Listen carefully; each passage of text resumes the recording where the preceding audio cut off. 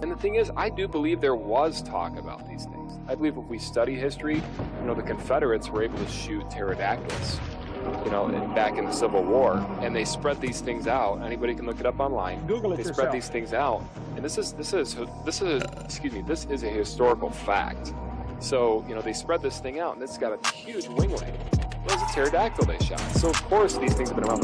Now, they went extinct, obviously, slowly, but surely. And so, what I'm saying is Jesus wrote a dinosaur to work. That's history. It's in the Bible. How to Train Your Dragon. Historical facts. And if you don't believe it, do your own research. Pull up Google. You'll find the picture, I promise. Oh my God. Thank you, John Gleason, Godless engineer, for gifting me this beautiful moment. Y'all remember when they tried to cancel Steven Spielberg for posing with an animatronic triceratops animal rights activist? Back it up. Hit it from the back.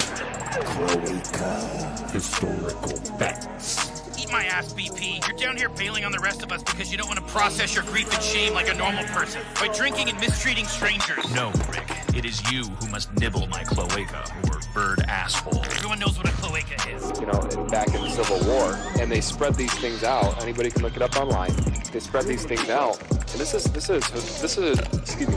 historical fact. So, they spread this thing out, and it's got a huge winglet. It was a pterodactyl they shot. So, of course, these things have been around. Now, they went extinct, obviously, slowly, but surely.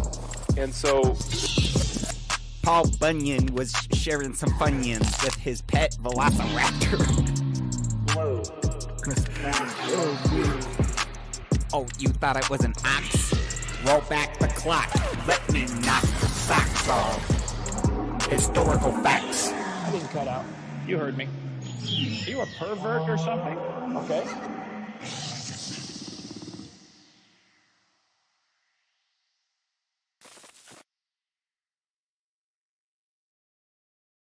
What's up, heathens?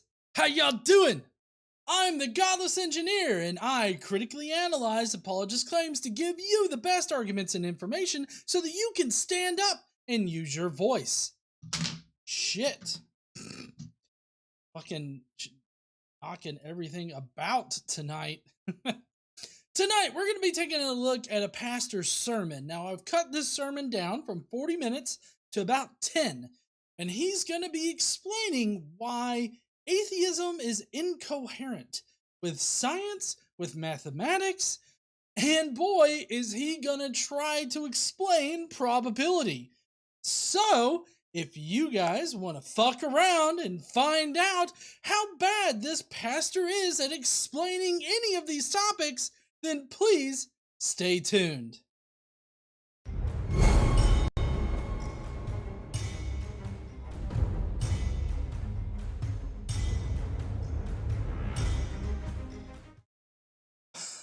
All right. Well.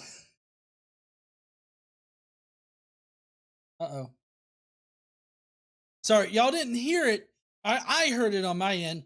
I didn't have my OBS sounds activated, but Uhan Roderick gave KC some money saying, holy poop! Holy poop in fucking deed there. Uhan's in the house! What's up there, Uhan? All right. So, tonight we have a pastor doing his thing. Before that, we got some Today I Learned, and then I couldn't find a good shitty-ass science for this week, so I thought I might have Burcephus read the comments. I don't know what you guys think about it, but I think that's what's going to happen. So, I'll probably get him to actually sing the song and everything like that, too. So, anyways, if you guys don't know, each month we do a a charity. We donate proceeds that we make off the channel to some kind of charity. Last month, August, we donated to Save the Children. This month, we're donating to the the suicide awareness or suicide prevention help organization. So we're going to be donating there for Suicide Prevention Month. And then next month, we're actually going to kind of get a jump start on it because of the tragedy that's happened down in Florida with, people just, being either killed by the hurricane or displaced in some kind of way and homes being destroyed. We're going to be donating money to it's like I can't remember what the organization is, but it's a food truck basically, or it's these people that provide food for people adversely affected by natural weather events. Considering climate change and all that, this is going to be a very important endeavor in the future, and so we want to support that. And so we're going to be jumping ahead a little bit with our donation on this month. So this is going to be for October. We're donating to this particular thing to help out people that have been displaced or otherwise not inconvenienced, but affected by Hurricane Ian. Hey, Quentin, this person just bought an express ticket to hell. Quentin's going to hell for sending in his weekly tithe. Jason asked, will Brocephus play the uke? Yeah, he will. Fuck yeah, he will. So, I think we're going to go on ahead, jump right on into the show tonight with some Today I Learned. Today I fucked. Sorry, hold on. Here we go. Today I learned. Woot woot. Here comes the gravy train. Thank you so much there, Uhan. Uhan says 988 is the new crisis hotline number. If you didn't know, you are never alone, ever. That I totally agree. I've been in that position before, so woot definitely. Woot. Here comes the gravy train. There's Quentin sending in his weekly tithe. Thank you so much there, Quentin. Then we got John Hopkins who says for the hurricane victims. Thank you so much there, John. We'll be sure that those donations are applied to the appropriate charities there, so don't worry about that. But thank you guys so much for helping us do some good and being the shittiest atheist channel, one of the shittiest atheist channels out here on YouTube. So thank you so much for helping us accomplish that particular feat. All right, so first up on Today I Learned. Today I learned that in response to fans demanding the show Metalpocalypse be continued, Adult Swim set up a live stream of the fax machine printing the petition to bring back the show, only for the faxes to be dropped straight into a trash bin. That's some high level trolling right there. Like that's some awesome fucking trolling, I have to say. Like, if you've got an entire fan base that's like, bring back Metalocalypse, you shits! And, like, they're like, you know what? Just fuck it and print into the trash. Like, that's some shit. Like, fuck you and your fandom. We don't give a shit.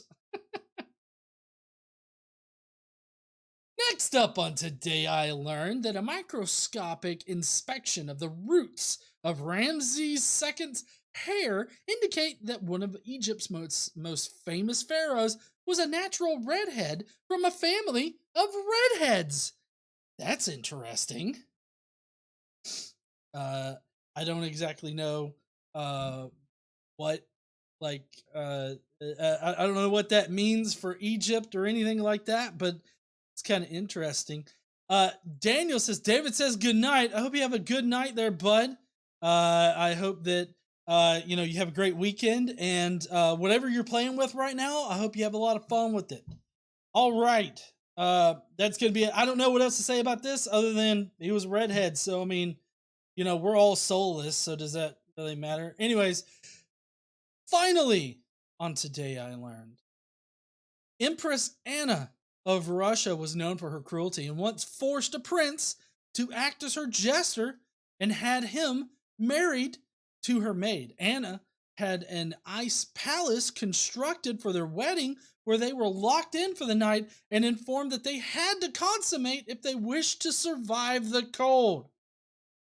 I mean, I kind of feel like this is real hillbilly right here of this Anna of Russia. And it's like, y'all gotta fuck while I watch in order for me to let y'all out. Get the fucking. I mean, like, are you so bored that you gotta force people to fuck? That's really weird. Zoomy Tomato says, bring back Fisto. He'll fist everything. Quentin says, to help Florida man get back to wrestling alligators. A Shit. small portion of this donation went to beer. Quentin, small pour. Well, I'm not Gobble, buying gobble, beer. motherfucker.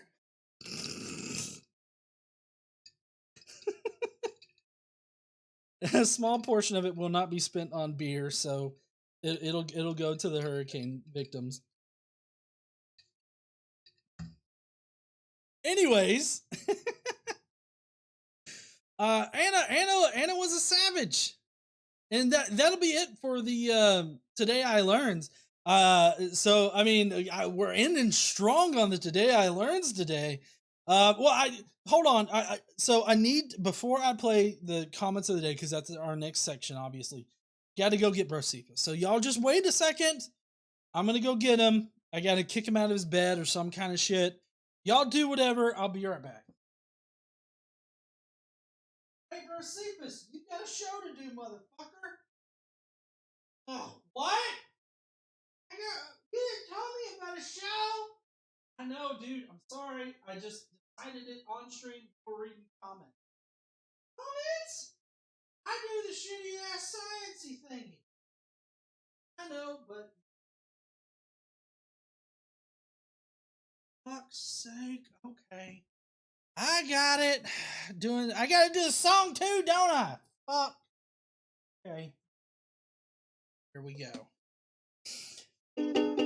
Alright, nice and not in tune. I got it. Hope you guys are ready, because we got some shitty fucking comments to go over. Comments of the day! Prepare to facepalm yourself in the next week! I hope you fuckers liked it. I had to scream my fucking ass off for it. So, yeah. Daniel M. sent in a super chat. Daniel says that was supposed to be a super chat. Just got done fixing an old-time door. I gotta tell you, I am thankful for my liquor. Door latch, gotta say that was cool. Ain't nobody gonna be fighting over this $5. It's all mine. And this is Cadence saying, I'm just fucking interrupting you. Fuck, Cadence, why you gotta interrupt me? I mean, fuck. Sorry, I turned myself off. I don't know what the fuck I'm doing here, okay? I don't normally have to click around all these fucking places. Shit. You are blessed by Christ, ma'am. Or sir. You are blessed. Asexual atheist says atheist tithe. You know, you should really be donating to a church. They really need your help more than hurricane victims. I'm just saying, you're donating to a shitty fucking channel here that only cares about helping other people instead of helping God. How is God gonna get his gold encrusted dildos now that he doesn't have like y'all's money? Fuck. And y'all just keep wanting to send money to fucking people displaced by a goddamn hurricane. Zoomy says fucking interrupting. Cal says fucking what? Fucking what are you talking about? I am not a cow. I feel like Zoomy called me a cow. This is derailed at this point. We're derailed here. Fuck. Anyways, alright, let's, I'm supposed to do some kind of fucking shit. Somebody said, fucking moo, what? Anyways, we got some shitty fucking comments to read. Here's the first one. Honestly, I'd love to see GE debate Pelagia. Happy Thanksgiving, you heathens. It's not Thanksgiving yet. I mean, come on. It's a little bit of fall. I guess Thanksgiving's proper, maybe. I don't know. Anyways, are we paying to interrupt GE again? There's no GE here, okay? It's Brocephus, and I hate fucking being interrupted. Anyways, who's Pelagia? I know the Pelagia fuck, but is Pelagia somebody different? Because that's not Pelagia's name. Anyways, on historicity, as they both make very good points for their arguments and both respect each other, I think it would be an amazing debate.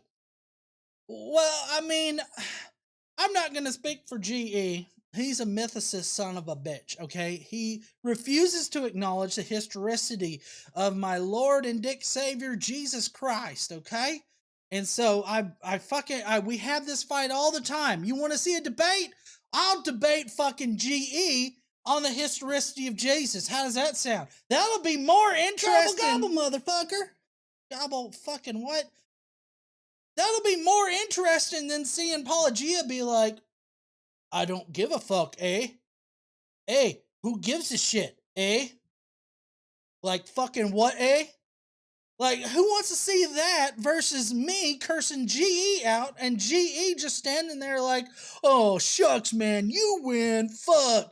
I gotta sleep in the garage now. Like, come on.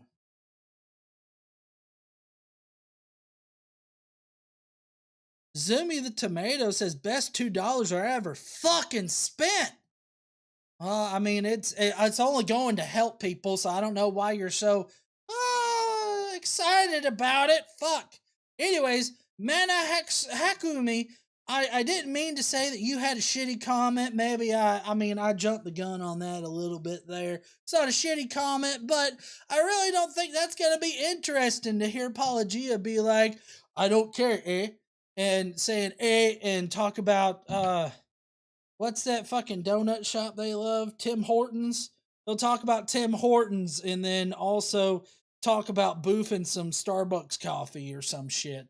I mean, he'll just be talking about that and not really give a shit about whether or not Jesus existed. He don't care. I've never actually heard him make any kind of arguments in favor of historical Jesus. He just kind of assumes it, which is what you all should fucking do right now. Quit questioning whether or not our shit's historical and just accept it. We've got scholars. We'll provide the scholars, okay? We've got them. They've looked at the material. They believe it, so you should believe it too, okay? Just stop fucking questioning shit. That's how you...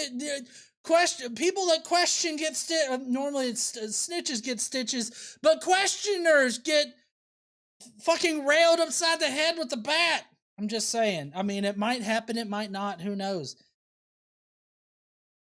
Anyways, stop questioning shit, that's the fucking point. Elizabeth Richardson in the chat said, poutine. That's another thing that Pelagia bring up, fucking poutine. Next up is Nick Adams saying President Trump has never lied. Now listen, I'm a conservative Christian myself, but that's just too fucking much right there. Okay? President Trump has lied. Y'all know I'm not a fan of Trump. I fucking hate his ass. And he has definitely lied. You know how I know he was a fucking dirty liar? He stood out in front of that fucking church and he held the Bible upside down. He also called it 2 Corinthians instead of 2 Corinthians. He's a fake Christian. Alright, he's a wolves in sheep's clothing or some shit. That's what he is, and that's how I knew he was bullshit to begin with. That was at the end of his presidency, but you get what I mean. It was all throughout his presidency, all the bullshit Christian stuff all throughout it. He ain't no Christian. At least he's not my kind of Christian, I'm just saying. Anyways, alright, let's see what's next. Oh shit, we got another super chat here from Vanta Blue. Saying Trump doesn't lie, he just pleads the fifth. You got a point there, Vanta. I mean, yes, that's exactly what Trumpy boy does. He pleads the fifth, even when it is detrimental against his case. So, he's a doubly dipshit. Happy Thanksgiving, you heathens. GE, why you got this Thanksgiving shit turned on, huh? It ain't Thanksgiving Woo! yet. It's not even fucking That's October. money. Johnny Rapine says Shannon Q versus Brocephus. Epic wrestling match. I don't think that you want me to go against no Shannon Q, okay? Because I will just stomp the ground with her. This is an official challenge to you, Shannon Q. Shannon Q, Shannon Q, Shannon Q. Is that how this shit works to get her ass to show up in the chat? Come on, let's go, Shannon. We gotta take care of this shit. I will argue my fucking ass off about something with you. Anyways, that looks to be like all of the super chats for now. So, Nick Adams is a dipshit. Trump has lied, and this is a lie claiming that somebody's never lied. That's just weird. Gobble, gobble, motherfucker. Got another super chat here from Cadence. We need Halloween super chat pop-ups. Like, boom, motherfucker. That's a good idea. Hey, GE, turn on the Halloween shit. I know you got it. I think I did. I remember doing a boom, motherfucker. Gobble, one. gobble, motherfucker. Zachary Lehaki says, Florida, my favorite place on earth to go to. Anything I can do to help the hurricane victims. Oh, can you smell the pumpkin spice? Yeah, you see, I will definitely not claim that particular one right there. The sniffing the pumpkin spice. That's just wrong. For some reason, Daniel M's chat's not showing up in my little tool here. Tool. Daniel says this was a legitimate question on the radio show I listened to.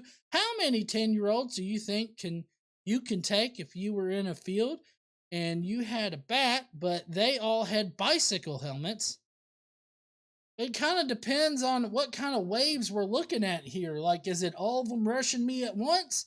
I mean, I don't know. And I honestly don't want to answer a question where I assault small children. Why would anybody ask this? It was an atheist that asked it, huh? Because it kind of seems like an atheist would ask this kind of question. You immoral fucks out there. Okay, let's see. For some reason, the chat thingy stopped. And I think I gotta refresh it or some shit. Here we go. That was a thing from Daniel. Sorry, Daniel, I can't answer your question. I plead the fifth on this one because it might incriminate me or in some kind of fashion. Thank you so much for your super chat. And yeah. Anyways, Trad Reform here is a total dipshit on Twitters. The twit-twatters, okay? So Trad Reform says, pregnancy isn't a matter of consent, it's a matter of function. There is a degree of consent regarding the behavior that can lead to it, but that is a logically distinct category from the function. No one can force you to eat, but the digestion is beyond your control. Well, I feel like this is really fucking dumb here because you're obviously not taking part in the same fucking conversation as the rest of goddamn America, you fucking dipshit. That's not what anybody's talking about. They're not talking about the function of pregnancy. They're talking about the fucking topic of pregnancy, which would include fucking consent, you dipshit turd wagon. That's what you should not be Trad Reform. You should be at Turd Wagon. That should be your call sign there on the twat-twatters. At Turd Wagon, you're a fucking dipshit. Go and be a Turd Wagon over somewhere else where I can't see you. I think GE's got him muted or something, so he don't really come up there. Anyways. People like this just make my blood boil. Fuck this turd wagon. And just to repeat it in case somebody didn't really catch that, consent is very important in the whole pregnancy thing. If you don't consent to a pregnancy, then you shouldn't be forced to be pregnant. It's really fucking simple. And I would hope that more people would appreciate consent. Because without consent, I feel like there's a lot of politicians out there that would find boots up their asses. It's like, I didn't consent to this. Oh, well, fuck. I am so sorry there, Cancun cruise, but I didn't care about consent and you didn't care about consent, so my size 13 wide is going up. You're a keister. This is not to be confused with an actual threat. I'm not threatening to shove my foot up anybody's ass. I'm just saying that consent is important, and without it, you could end up with the foot up your ass. I'm just saying, if consent don't matter, that might happen. What up? What are they doing on the TikTok? Hey, bitch, what's for dinner? What?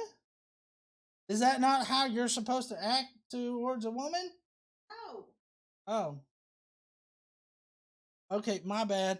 Anyways, I tried to summon Shannon, but apparently she's busy with some other kind of bullshit right now. She didn't manifest in the chat. Somebody was like, Bro, Cephas should debate Shannon. And I'm like, I will stomp her ass. Yeah, but maybe, in case you guys didn't hear, Shannon loves me. That may be true, but I will stomp her ass in the debate. I can guarantee you. It'll be like she's talking to a fucking brick wall. Yeah, okay. All right. Anyways, Burnbird says, Dr. Bowen, don't lend credence this hack. So I'm a little confused here. All right? Because it could go two ways.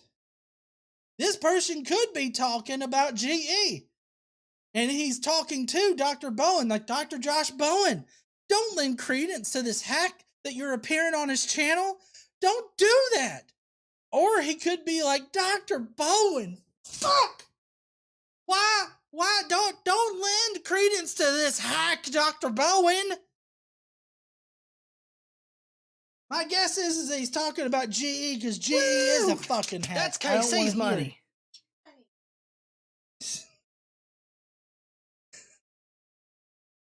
Dario Luna says Shannon is scared of, I'm guessing, me. And yeah, she probably is scared of me. She's quaking in her little boots with her duck face on. Rude. I'm just saying that she's quaking in her boots about having to debate me. I mean, once she hears about it, she'll be quaking in her boots. Paula Gia will be sitting there talking about Tim Hortons and sniffing poutine. Okay? He'll be like, oh, poutine, Tim Hortons. Eh? Anyway, so I don't know which one this person's trying to insult, but I take offense to it.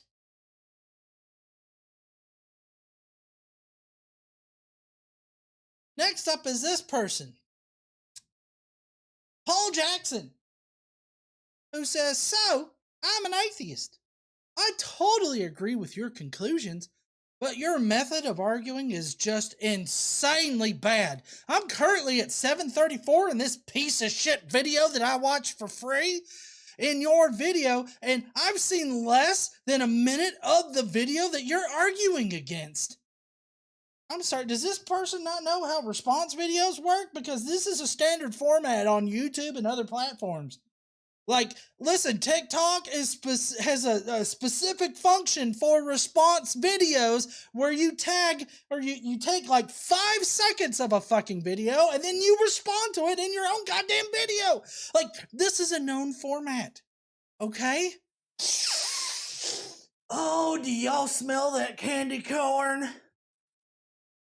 Everett Vincent says, I take offense to it. That's right, I take offense to it and offense to it. Just saying. Anyways, thank you, Everett, for helping out hurricane victims. Paul, continuing with Paul Jackson here. I have no clue what they're actually saying. All I know is what you say that they're saying. This is incredibly intellectually dishonest on your part. It is straw manning of the worst kind.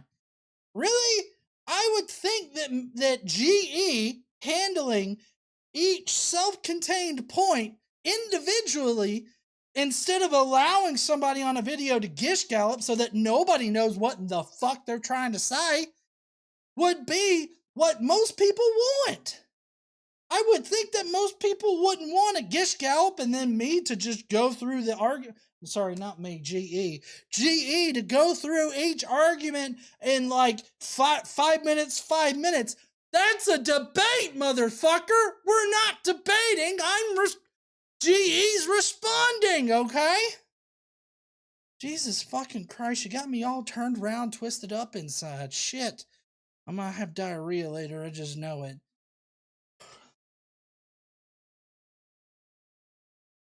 No poop on the stream? Okay. Philly 3000 in the side chat says, I am Cornholio. I need teepee for my bunghole.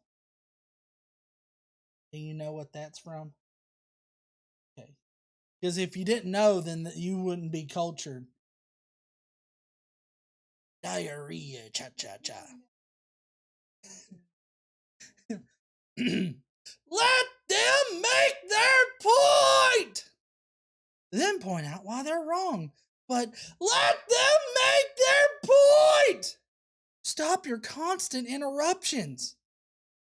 Listen, Paul, if you don't like how GE does videos, then maybe you should make your own fucking videos the way that you want to. There's enough space out there for everybody. There's not a limit on how many atheist creators can exist. So why don't you just pick your balls up and go and make your own fucking content if you want to? Instead of sitting there being like, man, I really don't like how you do this shit. I know that it's a staple in the community and it's a staple on YouTube and pretty much every other like video platform. But fuck, I hate it and I'm gonna act like I don't know anything fucking about it. Anyways, that guy's kind of a dipshit. GE nor I take lightly to comments that are not like constructive comments, sure. But dipshit comments, we can't really handle all that well. Anyways, here's another dipshit comment. God doesn't necessarily give you mental illness. He knew you would end up with it, but nothing bad comes from him. That's on humankind and nature.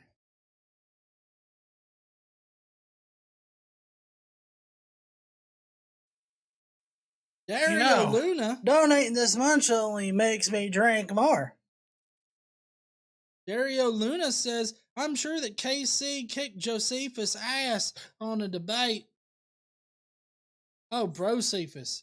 Me? I don't think, I mean, I don't know about that there, KC. I don't think you kicked my ass in a debate. I mean, you don't want to debate?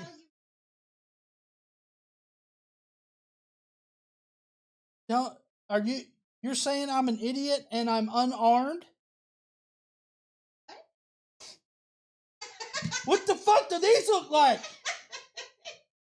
I am definitely armed. But these are guns. Never mind the wiggle and jiggle. I got all the armament right here. Okay?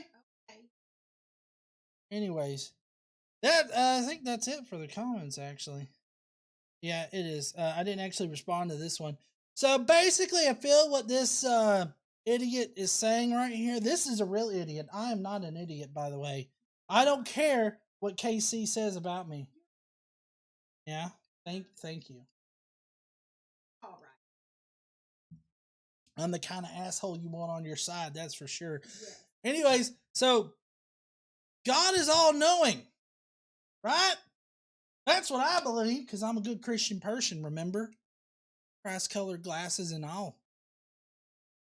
But God doesn't necessarily give you mental illness. He's all-knowing and all-powerful. He knits us in our wombs. Dumb bitch. Wait, is that okay to say? I feel like it's okay for this person. He knew you would end up with it, but nothing bad comes from him. Mental illness, meaning that there's something fucking wrong with the basic brain chemistry of a person. Nothing bad comes from God. God knitted you in the womb. God knew that you would come down with it. Like, what the fuck are you talking about, you stupid? I almost said something to get us taken off of YouTube. Some bitch! Thank you, yep. No, humankind in nature is not to blame for mental illness in this reality. If God does exist, like a lot of you out there don't believe in, but if God does exist, then he definitely knits people together with like debilitating mental illnesses. So just, you got to come, as long as you're okay with that, then you can believe in that kind of God. But luckily, my God's not necessarily like this, so maybe I'll explain that one day. But anyways, that's it for the comments tonight, and I know GE's really wanting to get to this motherfucker that we're responding to, so I'll just let him do that. I'm going to go get his ass. He's probably feeding his face downstairs or something. Anyways, I'll find him. Y'all don't worry about it. Hey, GE, it's your turn to rip ass. Ain't nobody ripping ass around. Also, I don't think that means what you think it means. What? Like ripping a new asshole. God damn it. Why y'all gotta make things complicated? Look.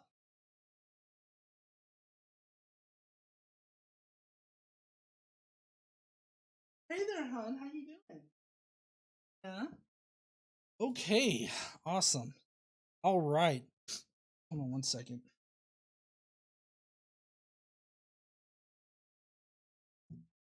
Okay. So, y'all ready for the response video? I know I am. You ready for it, hon? Okay. All right. So, random ass pastor. There we go.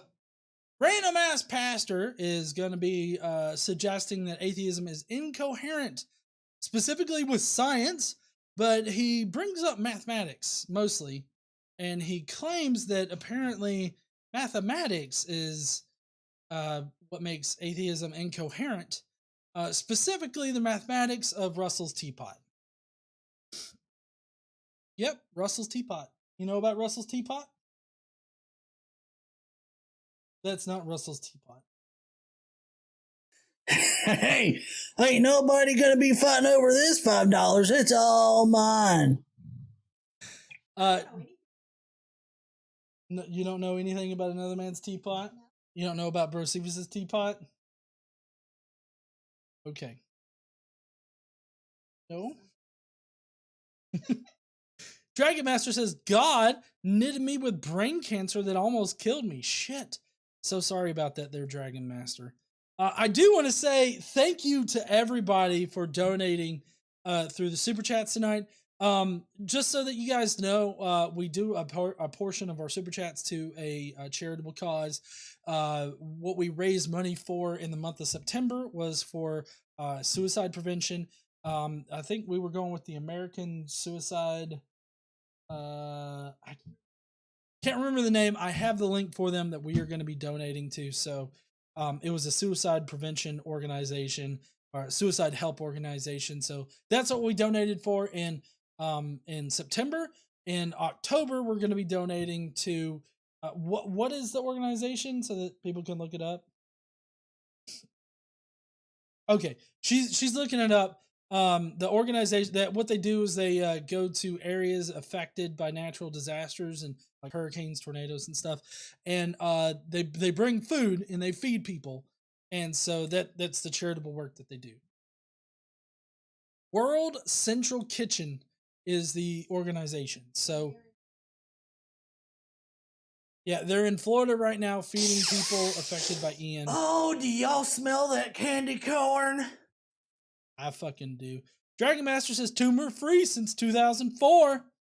That's awesome to hear there, Dragon Master. I hope all that continues there, bud. All right, so the pastor tonight is a pretty big dipshit. It's going to be painfully obvious fairly quickly that let's see. John Hopkins has a good question in the side chat there. Godless Engineer, do you have other methods to donate? Is it Super Chat that takes 30% of donations? Yes, they do take 30% of the donations. So if you wanted to donate via PayPal, that's Trump's thing. You can send it to Godless on PayPal. You can do Godless Engineer, or wait, yeah, it's Godless Engineer at gmail.com. You can look it up. It'll say John Gleason on it, and it's kind of got like a recycled star thing. I think I got a PayPal me page that maybe I can put up. Yep, I do.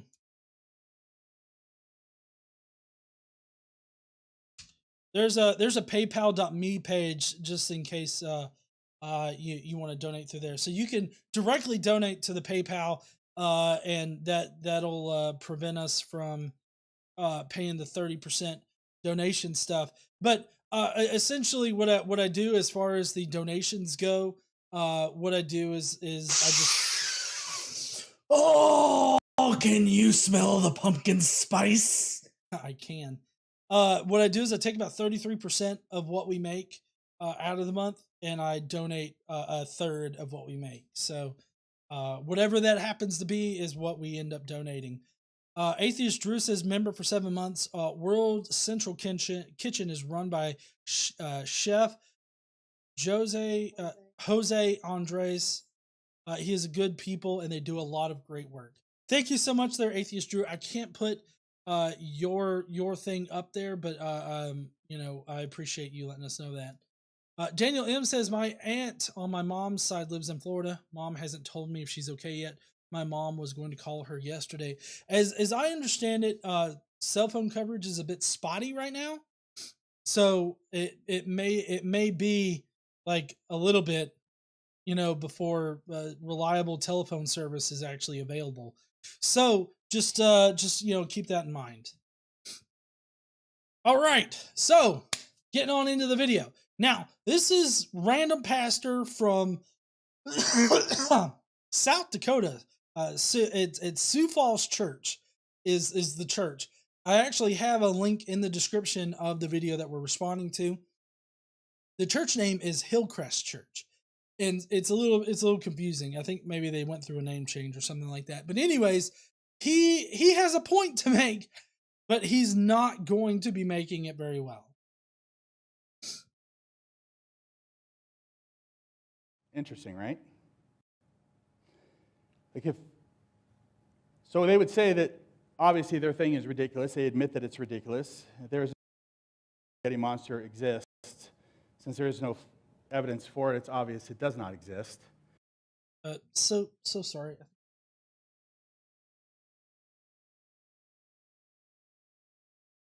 So At least the probability of it is so incredibly low. And if there is no evidence that God exists, I gotta rewind it. Like so they would say that obviously their thing is ridiculous. They admit that it's ridiculous. There is no evidence that the flying spaghetti monster exists. Since there is no evidence for it, it's obvious it does not exist. At least the probability of it is so incredibly low. Yeah, so he was kind of complaining before this. He was complaining about the flying spaghetti monster and how that was created to combat creationism. So he was he was really upset about it. So, and if there is no evidence that God exists, then he does not exist. Or at least the probability is very, very low. When it comes Well, so if there's no evidence, this is where I fall on this. If there's no evidence to believe in something, then why should I believe it? It's not really a matter of probability for me. Like, it's not a matter of probability for me to believe in, whether or not I believe in the flying spaghetti monster. There's no evidence that the flying spaghetti monster exists, so therefore I don't believe in it. It's not that the probability of his existence is like really low, so I don't believe in it. It's just that there's no good reason to believe in it for me. So it's not really a matter of probability at that point. You can make a probabilistic argument if you wanted to, but you'd really just be pulling numbers out of your ass and making some shit up at that point. So I don't see the benefit in it, in being hyper specific to the point of like probabilistic nature of the flying spaghetti monster. I think that all you have to do is look at what the evidence is. And since there is no evidence, then there is no reason to believe in whatever the fuck you're saying. To things like the argument made by Russell's teapot or the flying spaghetti monster, I really wonder how people have asked the wrong question for so many years, and not known that that when you're challenged philosophically like this, that there is an obvious question that would be in front of all of us that if we don't ask, we're going to get to the wrong answer. And I'm not saying this because I want God to have some foothold in this, but even within their own arguments, they don't make sense. And I want to at least reveal this to you because I think it's kind of a kingpin of this thing, or it's a piece that if you understand, if you can kind of grab a hold of this, it helps make sense of a lot of the arguments you hear out there when it comes to faith and faith and science, religion and science, Christianity. I mean, I think that when he said kingpin, he meant linchpin. Like, this is the linchpin in it. I feel like that makes more sense than kingpin. Like, what is this, a fucking Marvel TV show?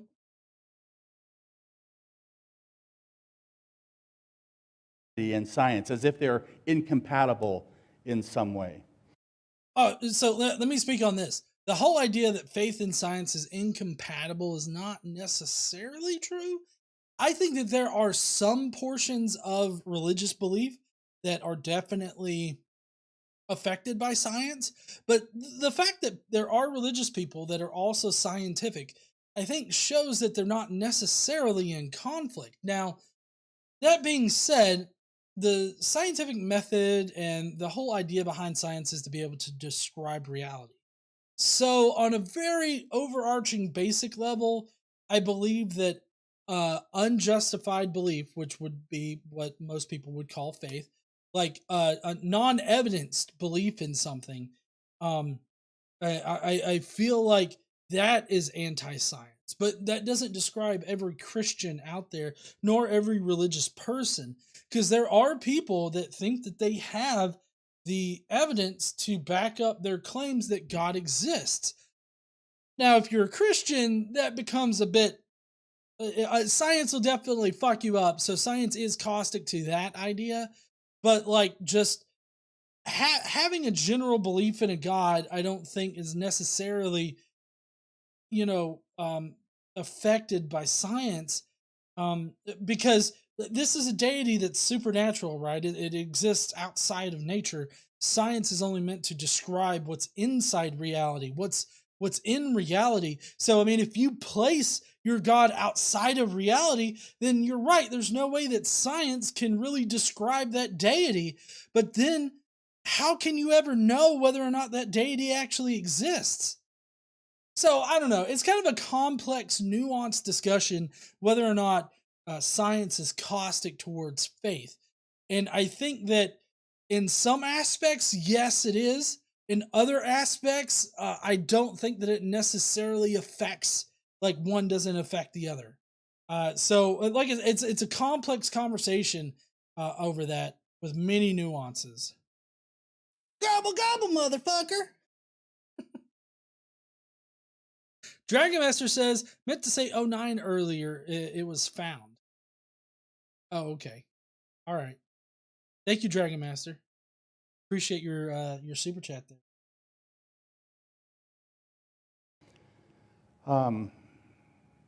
I think that if we only use the kinds of questions that are being asked in these philosophical discussions like Russell's teapot, we would never really understand the mysteries of the world well. And honestly, we probably never would have launched off this rock in the first place. So let me Wait, so Russell's like if everybody thought in the way that Russell's teapot is presented, then we wouldn't have made it off the earth? I'm sorry, but I don't understand how you can actually say that. Because if you guys don't know what Russell's teapot is it's a thought experiment meant to convey why atheists or why people that don't believe in God don't believe in God. So you have theists out there that make the claim, well, God exists. Okay, great. Where's your evidence? Well, we don't really have physical evidence in that kind of way. This is, experience or something or another, magical miracles. Some guy had a short leg and now he's got a longer leg, that kind of thing. And so Bertrand Russell, I believe is, let's see, I believe it's Bertrand Russell, Russell's teapot. Analogy for, Bertrand Russell. It's to illustrate the philosophic burden of proof. So you have the religious people that have a burden of proof to prove that their God exists. Just like with Bertrand Russell and his teapot, Bertrand Russell said, well, there's a teapot orbiting the sun in space somewhere around Mars. Or so it's been formulated different ways. But let's just say that, like there's a teapot out there orbiting the sun. Okay, what evidence is there? If Bertrand Russell were to be like, no, you have to prove me wrong that there isn't a teapot orbiting the sun. That's a fallacy in logic. Like that's a shifting of the burden of proof. So atheists aren't making a claim. We're just saying, I don't believe in your God. And religious people are saying, well, God exists. In order to make a positive claim like that, you shoulder the burden of proof. Now, when I say the Abrahamic God does not exist, then it's incumbent upon me to prove that he doesn't exist. And I think that I can do that fairly well just by using the Bible. The Bible is the requirements document for this deity. If the Bible and the requirements for this God fail in any kind of way, then the Bible doesn't describe the God that it was meant to describe, and therefore that God doesn't exist. Well, does the Bible fail to describe either God or this reality in some kind of way? Yes, it does, in multiple different ways. Historically, it's not accurate to what we have in history. There are minor, people and places that it gets right, but the overall message of the Bible is not congruent with what we know about history through archaeology as well as other disciplines in science. So the Bible cannot describe reality as it exists, as we experience it. So the God that it describes also is not real. So that's an overview of my argument against the Abrahamic God. But the point that I'm trying to make here is that you shoulder the burden of proof whenever you make a positive claim. Religious people are saying, hey, this God exists, so they have to prove with evidence that he does. And that's the purpose of Russell's teapot. And apparently this has something to do with just not believing in a God. Explain this. If you're saying that you have no evidence for something, for its existence, okay? You got that part, right? If you have zero evidence for the existence of something, in other words, no evidence that the teapot that's orbiting the sun somewhere near Mars, if you have no evidence that it exists, it probably does not, if that's the thought process. That is to completely misunderstand an item called probability. What? Where does probability get brought up in this? This is a philosophical thought experiment to explain the burden of proof. This is not anything about probability. Probability is key. You use probability all the time, even though it's maybe not a word that you use all the time. But let me explain how probability works and how this helps us make sense of our faith in God as well as science and what science understands. For example, I have a coin here. If I was to spin the coin on this table, and when it stops, what would be the odds that it's going to be heads? 50%. Unless you want to count the, possibility that when you spin it, it's going to stay upright on its edge, which could happen. That's a little bit of a percent. But if we don't want to consider that possibility and just whether or not it lands on heads or tails, it would be 50%. Like, it's got a 50% chance because there are two sides to it, and it's got to land on one of the two sides. And so you've either got heads or tails, unless it's not a quarter or something like that. And it's like one of those double-headed things that Two-Face has. But even Two-Face has a scratch side of it to denote, the bad side versus the good side. But even so, if you have a double-headed one, then it would 100% always land on heads. But let's assume that it's just a regular quarter or some other coin. It's got a heads and it's got a tails. It's got two different sides. And so it would be 50%. I don't know what this has to do with Russell's teapot or atheism or science necessarily, but maybe he'll get there. What is the probability that this coin is going to be heads? Now, there's evidence that could help you with this, right? What's some evidence that could help you to know if it landed heads or not? I mean, you just fucking look at it. It's kind of a visual inspection kind of thing at that point. I mean, you just look, oh, where did it land? Heads. Okay. What's this about a teapot again? How does this connect? Yeah, there you go. Look at it. No, that's serious. That's evidence, right? Evidence. What came up and I examined. I go, that's heads. I know. Fucking nailed it. I'm doing 100% on this test today. I know my probabilities. Coin, so I know which one's the head and which is the tail. And yep, it's on heads. Maybe I could just tell you, friends, it landed on heads. Yeah. Well, if we're just going by that, like you would have, that would be, if you were to factor in all of the different inputs and everything like that, you'd have to figure in, well, how reliable is this person? Is he likely to lie to me about whether or not it's heads? I mean, even on a football game, when they're flipping to see who kicks or who receives, I mean, they flip it and then they have multiple people confirm that this is what it landed on and everything like that. So, I mean, I get that he's going for a very simplistic kind of example here, but once you start going into like, oh, well, I could just tell you what it landed on. Oh, well, then I have to consider what's the proclivity for you to lie to me as to whether or not it like really landed on, like in the grand scope of reality, I guess it's still 50-50 as to whether or not it landed on heads. Then it's a totally separate thing for me to know whether or not it landed on heads. Like, that's a totally separate calculation that you'd have to run that would involve those factors that I listed, whether or not this guy's trustworthy, what kind of coin it is, and all this other stuff. So, I mean, this is getting a little, maybe I'm thinking a little bit too much into this, but I'm seeing where he's trying to be really simplistic about complex, like, shit. Also, how does this relate to Russell's teapot?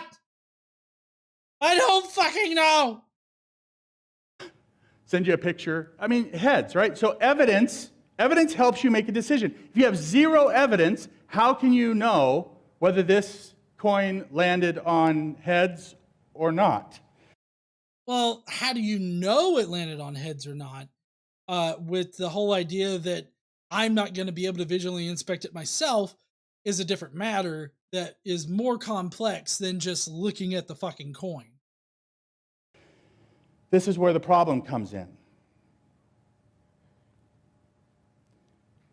With no evidence, by Russell's own question, if there's no evidence that it landed on heads, then it didn't. No, that's not what Russell's teapot means, for one. For two, it doesn't mean that, you know, it didn't land on heads. It just means that we don't know if it landed on heads. Also, how does this relate back to the space program? Because you remember how he said that if we thought like Russell's teapot, then we wouldn't have made it off of the Earth. And it's like, how does this relate back to the space program and us making it off the Earth? Is it because we've never been in space before? So I guess that means we can't go into space? That's also not what Russell's teapot is meant to show you.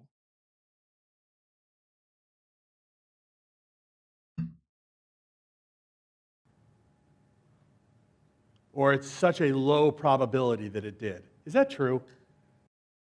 I mean, I don't know. I mean, what Russell's teapot has nothing to do with probability, and so you're just kind of pulling the whole probability aspect out of your ass right there up on stage.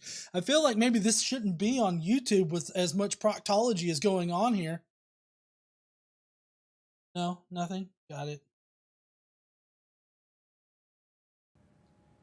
If you have zero evidence, I'm telling you it landed on heads. But if you have no evidence that it landed on heads, what is the probability that it landed on heads? Is it super crazy low? So low that it might as well we just can say it didn't? Because no, but also that's not what Russell's teapot means. Russell's teapot is just about providing proof for your claims. If your claim is it landed on heads, then we would need to see proof that it landed on heads. If you're not going to show us any kind of proof, then I would say that there's no way we can know for sure whether or not it fucking landed on heads. Now, does that mean that it didn't come out, it didn't have an outcome at all? No, that's not what that means. It means that we don't know and we can't know because you won't provide the fucking evidence. probability doesn't work that way, does it? What? Probability doesn't work that way? What the fuck is he talking about?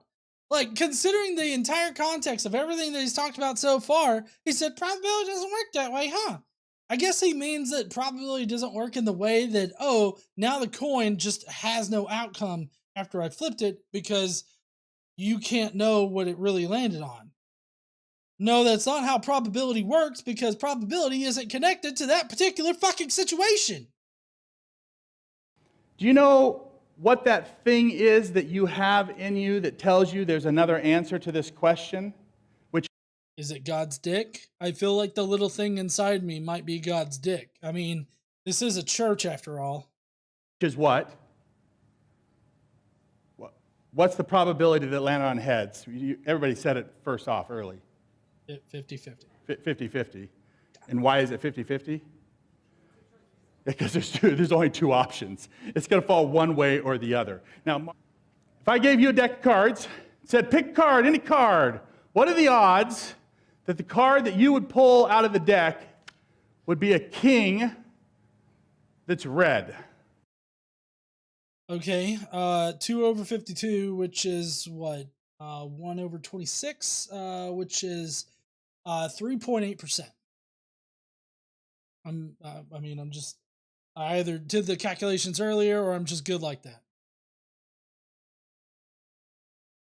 I'm just good like that. Thank you, honey, for having so much faith in me.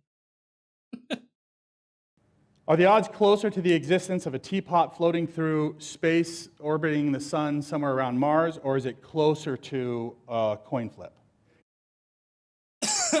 Well, considering Russell's teapot isn't meant to be anything about probabilities, isn't meant to be any kind of anything in the way of proving a god in this particular fashion, because of that. No, I mean, I can't see how it would be close to that probability. Like, is he saying that, oh, what's the probability of a teapot orbiting the sun versus the probability of a coin flip? Where does pulling a red king out of a deck of 52 cards, follow? Like, where does that lie on that line? I mean, yeah, there's nearly none to 50-50 or 50%. So it would definitely be closer to 50% no matter what it is, because the teapot doesn't have any kind of fucking probability associated with it. You know that it's the coin flip, right? I mean, the odds of the teapot. Right now, a teapot currently flying through space. I'm telling you, you have to think logically, like this has actually happened. There is a teapot currently out there. Do you believe that? Well, no, I don't, because it's a philosophical thought experiment to demonstrate the burden of proof. It's not meant to be a serious claim right now. The whole object of Russell's teapot is to show you how you have to prove it, just like Russell would have to prove that there's a teapot orbiting the sun. Now, is there a way that Russell could prove that? Sure. If the teapot is orbiting the sun the same way that Mars or any other planetary body is orbiting the sun, then you could easily take out a telescope, and if you knew exactly where it was supposed to be, you could definitely look out into the night sky or the daytime, whenever in the fuck, and you could definitely see the fucking teapot. That's how you would prove it. It doesn't matter about like what's the proclivity for teapots to fly around space all willy-nilly. Like, we don't even have to go that far. We just have to get evidence that it actually exists. Just like with your card example here, we have evidence that a fresh 52 pack of cards has 2 red kings in it. That's how they are structured. That's how we know that there's 2 red kings in it. So, given that there are 2 red kings, the probability of pulling out 2 red kings is 3.8%. And so, I mean, that literally is a probability, whereas Russell Teapot is just about fucking evidence. Where's your evidence? I feel like this guy doesn't know how to do fucking science. You just boil water in your teapot? So are the odds that you're going to get a red king closer to that or closer to a coin 50-50 landing on heads? Why does this even fucking matter? 2 Timothy, what the fuck ever? Shut the fuck up. I feel like Daniel meant that for the pastor, not me, so I will go with that. Daniel says, or we can say all teapots on Earth are technically orbiting the sun. Moot point, and that on that guy's part. Yeah, I mean, you could definitely say that. I mean, that's a nice way to get around it right there. Debunked.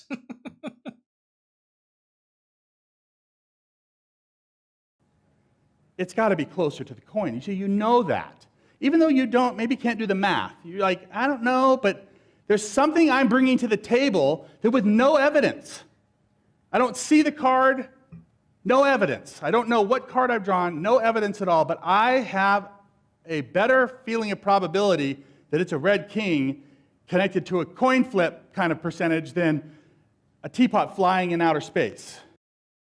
Well, you don't have evidence yet of what cards you're holding, but you do have evidence that fucking cards exist, for one.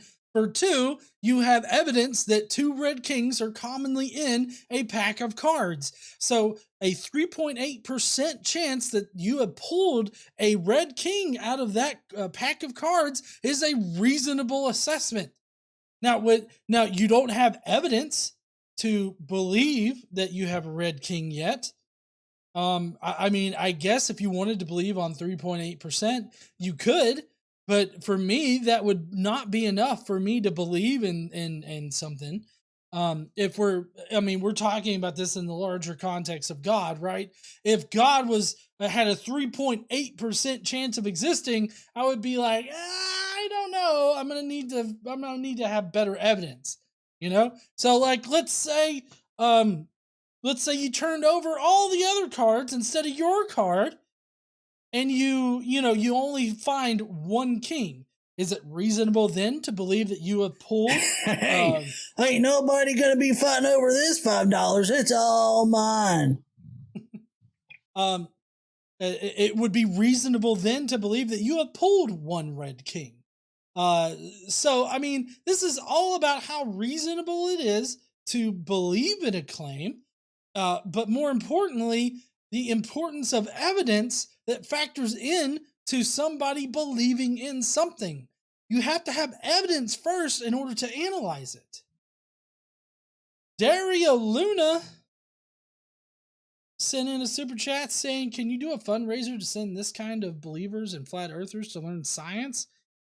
You know, I feel like if they haven't taken up on the ability to just receive the free education that not only the state provides, but also the internet provides, then I'm not going to put forth any kind of money to have them flake out on classes to teach them about probabilities and reason and logic. Like, it just seems like a bad investment there. You know, I always buy low, sell high. That's what I say.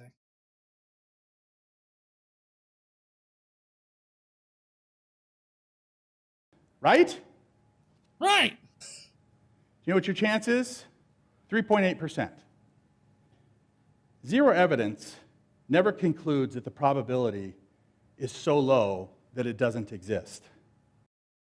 I would agree that that, you know, just because you don't have evidence of something doesn't mean that, you know, that something didn't happen or doesn't exist. It just means that you don't have evidence of it. But it also means that if you don't have evidence of it, then there's no reason for you to believe it. Why would you believe in something if there's no evidence? That is a totally different thing than how likely is it that it happened.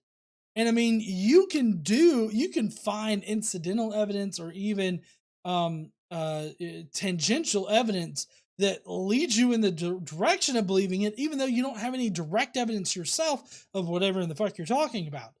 And then you could be justified in believing in something. But if you have zero evidence whatsoever, then there's no point in believing in that claim. Otherwise, you would end up believing in every claim out there that doesn't have evidence. Like the Loch Ness Monster has more evidence for it than fucking God.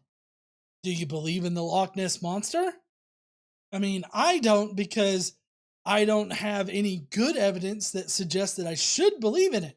So the amount of good evidence that exists that supports the conclusion that Loch Ness Monster exists, the amount of good evidence there leads me to not believe in it. Like, it's not a matter of probabilities here. It's just that there's not enough evidence to warrant belief. But no evidence also does not mean that something is guaranteed to be 50-50 or 100%.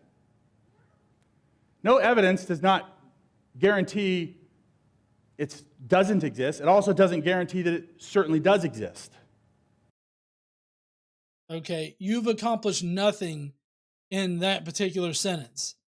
We all know this. I feel like you're just filling time.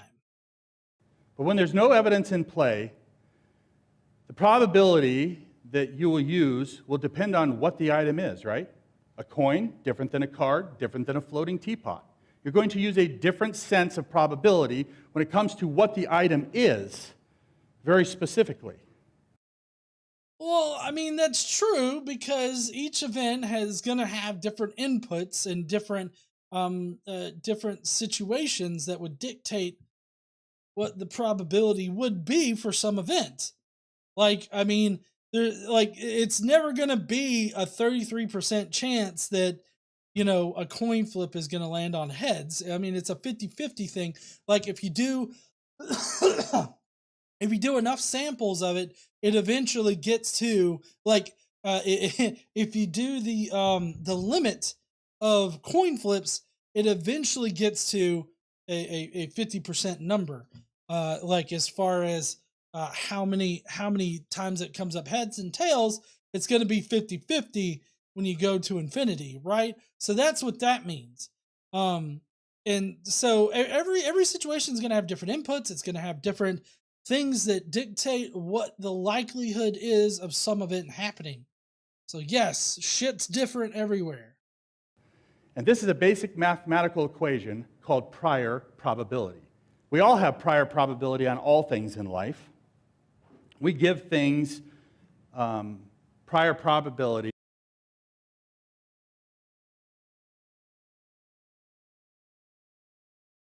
Let's see. Maybe you should quit drinking all that beer, GE. I will not. Caden says Muskie should have put a teapot in the passenger seat or trunk of that car he sent to into orbit just to validate Russell's teapot. Yeah. Actually, Elon's going to get brought up here in a minute, but I that kind of seems like something that fucking Elon Musk would do. As we have evidence about them, things that we've learned in the past, but also just what we bring to the table. And we all bring some sense of understanding or logic to a certain situation that we're being asked to make a judgment on. With the coin, you have a prior probability of 50-50 odds because there's no other evidence in there, so 50-50 has to be the prior probability that you're going to bring to a coin flip, because just two sides of a coin flip equal either side. It could go either way, 50-50. Well, I agree with him that the prior probability of a coin flip turning up to be heads is 50%. I mean, he's bringing up, it kind of seems like he's starting down the path of Bayesian analysis concerning Russell's teapot or any other claim that we have. And I mean, I get a feeling that, you know, most people use a Bayesian reasoning kind of way about, you know, figuring out whether or not they believe something, believe anything like about God or anything like that, because we consider, before we start believing in something, we consider how likely it is to begin with, and then we take into account the evidence that's presented, and then we come out on the other side of it either believing in the thing or not believing in the thing, right? And so I mean, we do kind of have that general engine that's going as far as making decisions about what we believe and what we don't. But as far as like a detailed analysis like of the Russell's pot idea or anything like that, I mean, nobody's going into the nitty gritty details of it. But the point is that you could figure up the prior probability of this. Hey, I know what. Let's think about the prior probability of a God existing.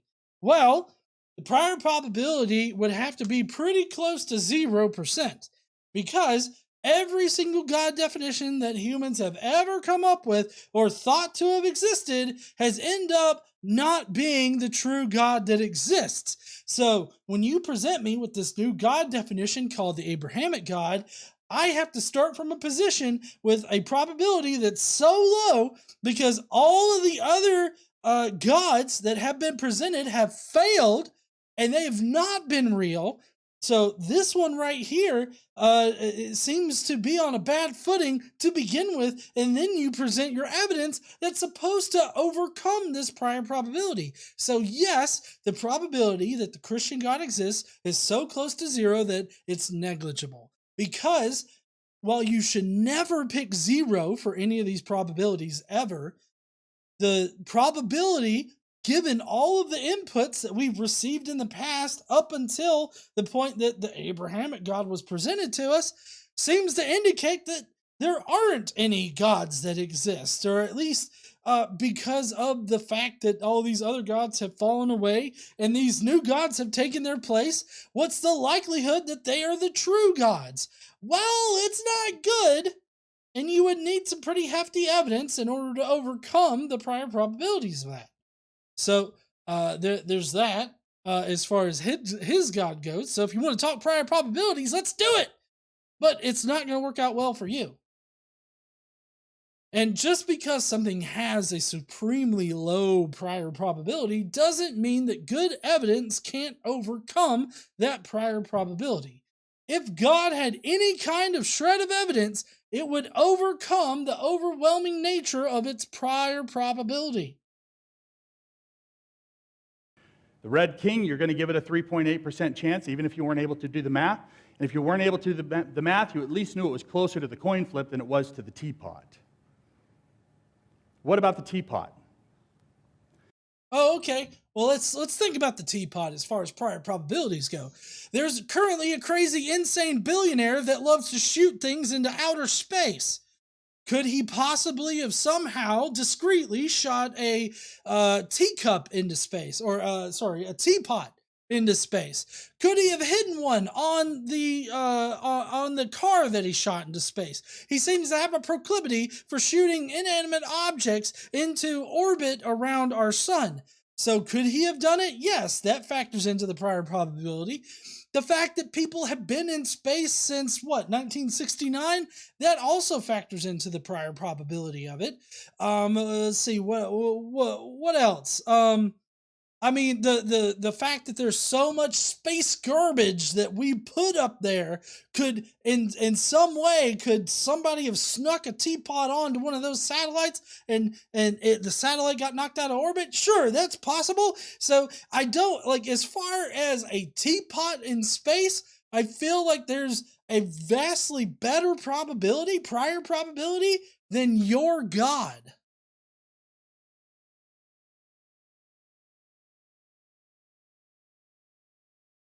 Oh, sorry, I'm being corrected in the chat right now, and I should probably highlight it.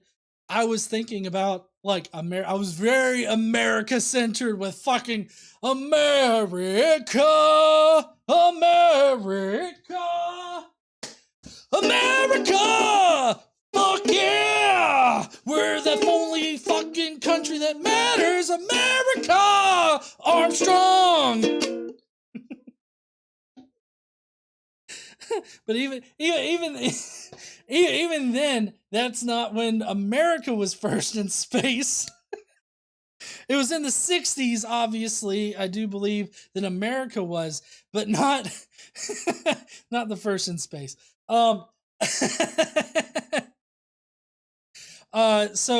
Russia had people up in 61, and we had people, or we had satellites in space before that. So, I mean, yeah, obviously I was wrong about 69, but I was just pulling a number out of my ass. The point is that we've had a presence in space for a long time. So the likelihood that there's a teapot out there somewhere is higher than this guy would think. That's the point that I was trying to make. Do you believe right now that the teapot is flying through space? What's your prior probability on that? I don't think that we got to give you a prior probability, bro. I mean, as far as Russell Teapot goes, there's not a teapot with Russell's name on it out there, or anything that Russell could really assign to, being a teapot that he put in space or anything like that, especially considering that it was a thought experiment, a philosophical thought experiment meant to show the burden of proof to religious people. It's not serious. You have no evidence. There is no evidence that it's flying through space. You have no evidence. So what's your prior probability? Teapots just don't fly through space. NASA isn't going to do that. Elon Musk. Have not heard that Elon Musk has decided he's going to get all into launching teapots into outer space. Now, I do agree that everything that he's saying is a reasonable reason to not believe that there's a teapot flying or orbiting around the sun. NASA is not going to put any kind of time or energy into it, although maybe one of the astronauts could get a little quirky about it and throw a teapot out there just because they're assholes or something.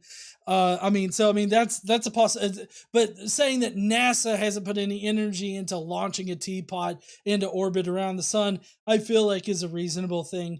Elon Musk, we haven't directly heard of him putting one up there. So, the fact that there's no evidence that a teapot was launched in orbit around the sun is a good reason to not believe in the teapot. I totally agree with this, but it's also the same kind of reasoning I use for your God. There's no evidence to suggest that your God exists, so therefore, I don't believe in your God, just like you don't believe in a fucking teapot. For all the things that we know and understand about our world and our culture and how things work and space and everything, the probability is incredibly low because of a prior probability we bring into it, not because we're judging it just based off of itself, right? It's ludicrous. And so it has a very low probability as we think about those kinds of things. It's not the lack of evidence that it's there that makes it a low probability. It's what we're being asked to consider. our prior probability that comes into the question itself. Flying spaghetti monster, same thing. It's not a lack of evidence that the flying spaghetti monster exists. You don't have to know anything about the flying spaghetti monster, and from what I've shared with you today, many of you are easily able to say the flying spaghetti monster does not exist. But you see, that would be unreasonable at that point. Like, if you have no idea about the flying spaghetti monster, so what he's talking about is kind of a starting position. Until somebody tells you about a flying spaghetti monster, then there's no reason to think about a flying spaghetti monster existing. You effectively don't believe in it. And once you say, hey, there's a flying spaghetti monster out there that loves you and his noodly appendages keeps you pinned to the earth. And those that are shorter are more loved by the spaghetti monster than those that are taller.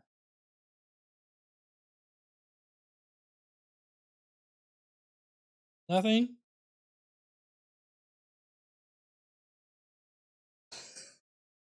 Didn't make a joke, honey.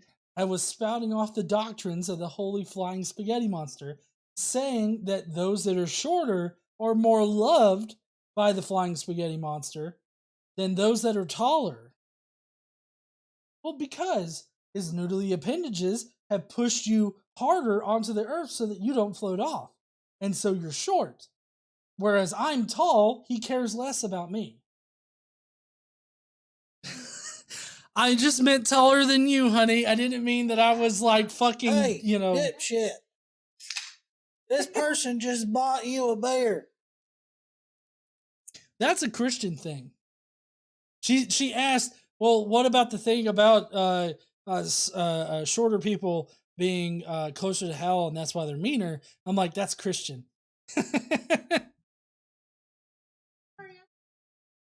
Okay. That's fine. I just figured you'd hear me talk about short people and you would be like, hey! I did.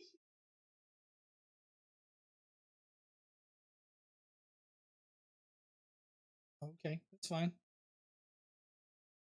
Okay. Share. Oh, Megan. oh, do I? You don't like to share. Okay. Dario Luna says, I used to love tea, now I hate tea. I mean, I like hot tea too sometimes. Coffee, please.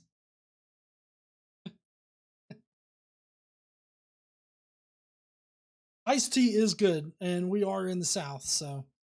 But yeah, sorry, I forgot what I was. Oh, the flying spaghetti monster and everything like that. So, I mean, you could present to somebody a flying spaghetti monster, but then you would need to, ideally, back up that with evidence. And you can use the same kind, quality, and quantity of evidence for this flying spaghetti monster as you would for the Abrahamic God. The flying spaghetti monster has its own book that lays out its doctrines, its history, and all that kind of stuff, has its own creation myth and everything like that. You could argue in the exact same way for the flying spaghetti monster as you can for this dude's God. But yet, he's acting like, oh, nobody has a problem disbelieving in the flying spaghetti monster. But is that a reasonable reason to disbelieve in the flying spaghetti monster? Just I mean, I do think that it's reasonable not to believe in it because nobody's presented evidence for it. But the thing is that if you present evidence for it and you compare that to the Abrahamic God, it's the same kind, quality, and quantity as their God. So he's in a predicament here. Just a little bit of money. Zachary Lehaki says, I wish I could send a teapot to space as a theist joke. that would be cool. Just piggyback on one of the launches up there. That would be awesome. All right, let's see if we can finish this out. Why? Because we know that organic life cannot just sprout up and spaghetti become a living deity. That's just not how things work. Even if you want to say flying spaghetti, we know that spaghetti isn't aerodynamic. I mean, how do you know that?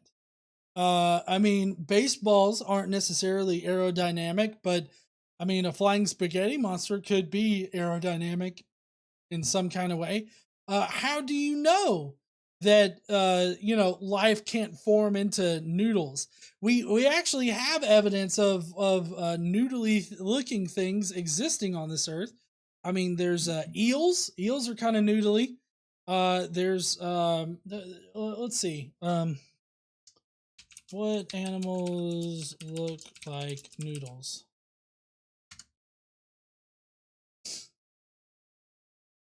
Tapeworms are noodly. I'm just getting ramen noodles now. Here's a sea creatures that look delicious like Italian dishes. Ranked. This is from Vice, so you know it's good. Tomato clownfish. No, not that's wrong. Sea cucumbers are kind of noodly.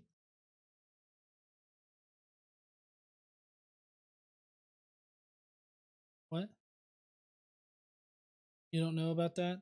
I'm just saying, like, there's a lot of noodly creatures out there that, so to say that, oh, we know that organic life can't pop up that looks like a noodle.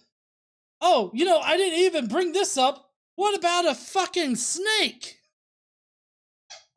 That's a nope noodle if I've ever seen one. But in any case, my point is that he's not actually substantiating these claims. He's just piling more ad hoc claims on top of each other and claiming that they're evidence for this other thing. And so he's just making a harder case for himself.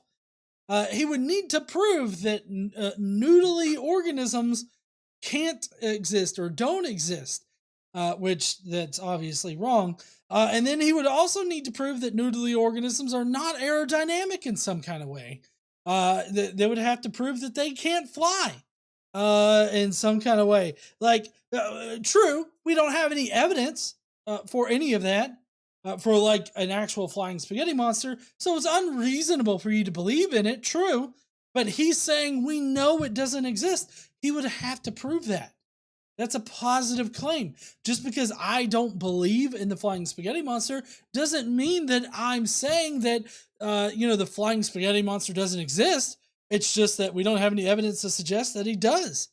Right? It's the same fucking argument for God.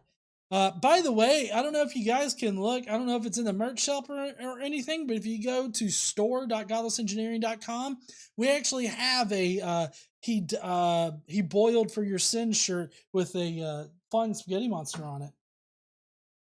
Yeah, it has been.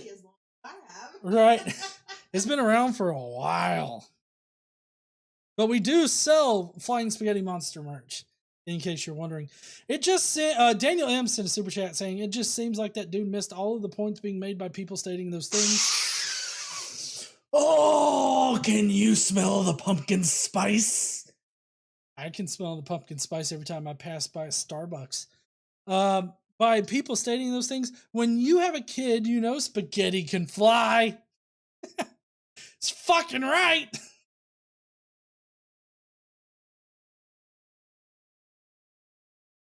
As stupid as that is. I mean, there are all kinds of things that play into your prior probability that the flying spaghetti monster does not exist. But you don't need any evidence to make that determination. I mean, you're right. I agree. You're right. I mean, well, no. Sorry. I was thinking a totally different claim that he might have been making. Sorry. You do need evidence that he definitely doesn't exist. What you don't need evidence for is to not believe in the flying spaghetti monster. But if you were to say the flying spaghetti monster definitely doesn't exist, you would need evidence to prove that. This is why I'm still an agnostic atheist and not like a hard atheist. Because I can't prove that a God in general doesn't exist.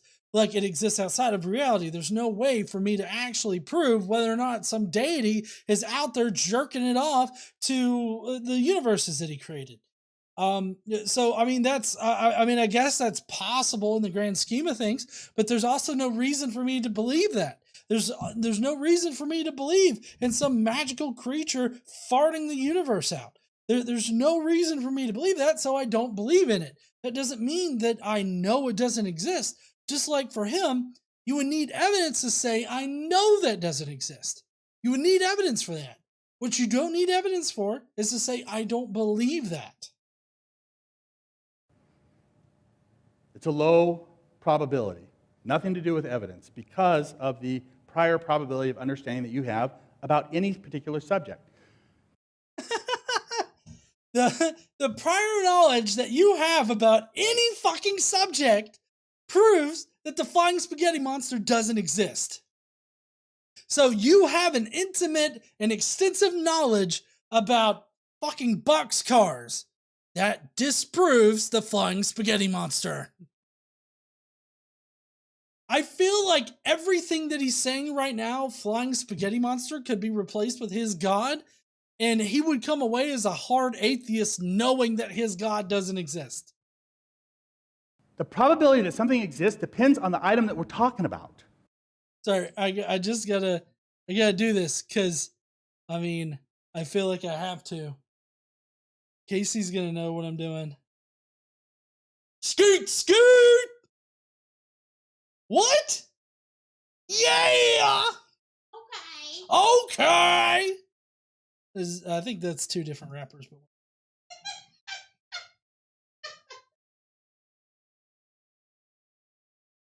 They're not equal. It's not apples for apples. It's not identical discussions. And a teapot flying through space is not an equal discussion of the God of the universe. it's not meant to be. The philosophical thought experiment of Russell's teapot is just meant to be an example of how you need proof for the claims that you're making. It's an example in the burden of proof. People making positive claims shoulder the burden of proof. If you're saying my God exists, then you shoulder the burden of proof in proving that your God exists. You shouldn't expect people to just believe your God exists because you say it exists. I mean, if that were the case, then you should also believe in every other God, including the flying spaghetti monster. Though some might try to claim that it is,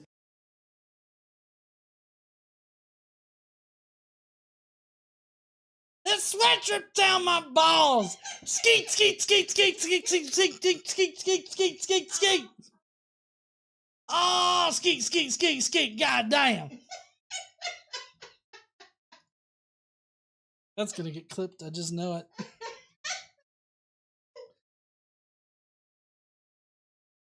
rational, basic, logical discussion will prove immediately that that is not the case. The absence of evidence is not evidence of absence. So I like that he says that here, and he's advocating for this, because this can be turned around on him for the flying spaghetti monster, because he says he says no evidence is needed to know that the flying spaghetti monster doesn't exist. Well, then he says, oh, absence of evidence isn't evidence of absence. Hey, this person just bought an express ticket to hell. Hanachek said, if truth will set you free, then how could they really claim that it's true with so many faulty, I guess, statements or faulty beliefs? Yeah, I totally agree. I don't know why you're... There's probably a problem that I'm running into with the way that I've set that up. But in any case, I agree there, Jonathan Hanachek. So this could easily be turned around on him for any other claim. Like the absence of evidence of the any of the gods in polytheism and heathenry. just because there's no evidence of them doesn't mean that they don't exist. So I guess the people that are heathens that subscribe to heathen religions, I guess they would be justified in believing in their God. And he's arguing about this from a very Christian perspective. So he's saying, well, just because there's no evidence of our God in the way that you need it to be, that doesn't mean he doesn't exist. It could also work for Russell's teapot. Just because there's no evidence of Russell's teapot doesn't mean that Russell's teapot isn't there. He runs into a really big issue with this particular statement, and I don't think he understands exactly how bad of a problem that he has. Now, like I said before, this is a 40-minute sermon that I've distilled down into about 10 minutes, so I'm sure that I'm missing things on the outer edges. I cut out things and I denoted it with the fades to white within it so you could know that I was cutting it, but I only took out superfluous information within it. So this was the important parts of what he was talking about there. What up there, hon? Skate, skate, skate, skate, skate. Sorry. KC was twerking in it, and I got distracted.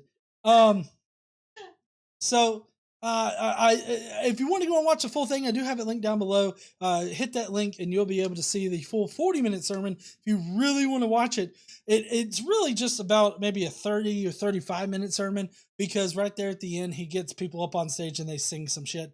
But if you really want to watch the rest of it, go and watch the rest of it. This is the bulk of what he was talking about here. So, I mean, take it for what you will. But in any case, that's going to be it for the video tonight. I hope that you heathens out there enjoyed tonight's show. Mr. Epistovus said, you shoot skate only when I'm skating. No comments held. Thank you, hun. So we're about to go to the Skeptic Mafia comments. If you guys don't know, if you're part of the Skeptic Mafia, you can pick the video that we watch on Friday nights, and you can also leave a comment that I'll read live on air. So if you want to be part of that super exclusive and cool group, then you can just hit that join link on this video, or go in the description and hit that join the Skeptic Mafia link down below. And you too can help us pick the videos. You can also get access to the Skeptic Mafia podcast that we've been doing for a couple of years now. So there's a good many of the podcasts up if you want to go and check them out. It's pretty much just evolved into us responding to ridiculous political videos. So if you want to check that out, please do. But in any case, if you're leaving out right now, I hope that you enjoyed the stream today, and I guess I will be seeing you heathens later. Make sure you go down below, leave me a comment, let me know what you thought about this pastor's sermon. While you're down there, why don't you smash that like button and subscribe if you're not already subscribed. And don't forget to stand up and use your voice. Bye, heathens. But don't go, because we do have the comments to get to. And, let's see, I don't know if we had... Well, I mean, we had a reasonable amount. Hopefully they're not, novels. That would be great if they're novels.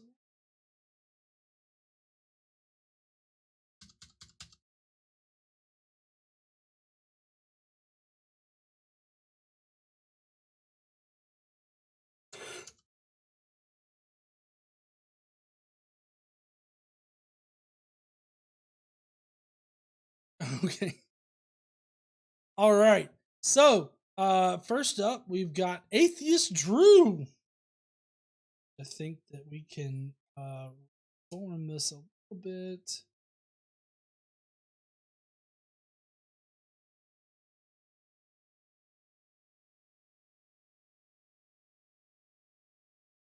Okay.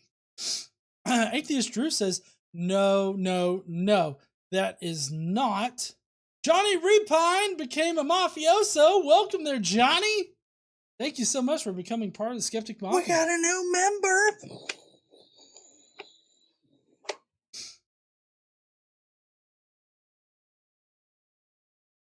Let's see. Atheist Drew says, no, that is not how any of this works. Shake my damn head. I just don't understand why or how they miss the mark so badly every single time.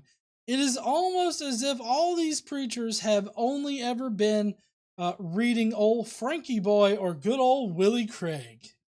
So that's Frank Turek or William Lane Craig.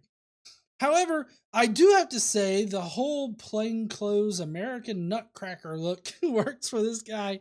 All he's missing is the tail fuzzy hat. Hey, make sure you subscribe, comment, and most of all, join the Skeptic Mafia. There are lots of benefits like custom emojis, private hangouts with GE and KC, and you get to help shoulder the blame for helping to pick trash videos like this to watch on Fridays. That's right, folks. We actually vote on this stuff, so it's not entirely GE's fault. Mafioso is the best deal, so sign up and join us today. Oh, and one benefit I almost forgot is that you get to write dissertations for GE to read after the Friday night videos. I should know, as I am often guilty. And kind of like now. Well, not really. This one is a short one for me. Lol, where's Jimmy when you need him? No, we're dedicated to this one, so we gotta read it. Next up is Polly Pockets. Says, hola! So this dude is long-winded. I guess my question is, what makes a flying spaghetti monster and a god different? Well, the flying spaghetti monster is a way better deity, but I digress.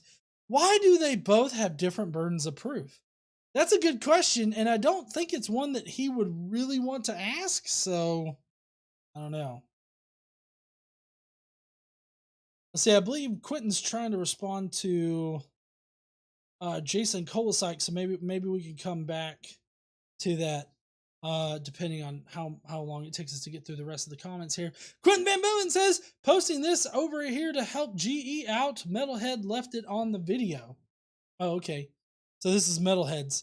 Metalhead said, the teapot analogy just falls short as a companion to that of a god or deity. I relate this to Schrodinger's cat equation. Is the cat alive or dead? You don't know until it's opened and verified. But before you get to this, the crux of the question is, does a god or deity exist? Or, if you looked at Schrodinger's cat or the teapot analogy, do cats or a cat or does a teapot or teapots exist? Obviously, we can affirm that and prove that cats exist and also teapots, and in both analogies, this is not the question. It is not do teapots exist or do cats exist? However, this is the question of the God hypothesis. Does a god or deity exist, or do we have any evidence that such does exist? We could take this further in asking, is it possible or likely that such can exist? The answer to this is we have no evidence or anything to suggest that such does exist, and furthermore, we have no evidence such a thing could exist or is likely to exist, and that is possible to have such a thing as a god or deity to exist. A comparison, oh, this is a dissertation, got it. Section 2. A comparison of the teapot analogy or Schrodinger's cat would be asking the status of this god or deity. Where is it at? The stasis is it in or does it have? All after providing the evidence of already verifying that such does exist. I would categorize this as a false dichotomy fallacy or an informal fallacy. It is based upon a premise that erroneously limits what options are available. The source of the fallacy lies not in the invalid form of inference, but in a false premise. This is assuming that a god or deity already exists, like teapots exist and cats exist. Schrodinger's cat and the teapot do not address if such exist in reality, but the stasis of which they are to be found in the equation. This also applies to his coin analogy. Coins exist. No one is asking if a coin exists. They obviously do exist. I don't know the probability of whether a coin is spun on a table will land on heads or tails. I'm not going to try the math and probability, the rate of the spin, friction of the surface, how level is it, is there any outside sources of impact on it, blah, blah, blah, blah, blah. But I do know there are really only two options it can land on, heads or tails. It cannot be anything else. That has nothing to do with the probability of which side it can land on. No one is asking the stasis of the god or deity. They are asking for the evidence, the thing existing, period, in demonstrable reality. This is typical apologetics claims. To defend something unrelated and not address the actual topic or question, it is not the issue of the lack of evidence whether a god or deity exists or does not exist. It is the belief and implications of asserting such does based upon belief and not evidence.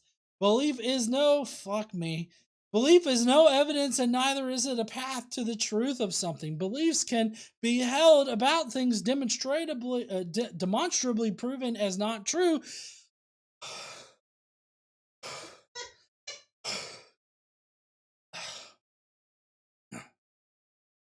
Metalhead. Thank you so much there, Quentin, for pasting this.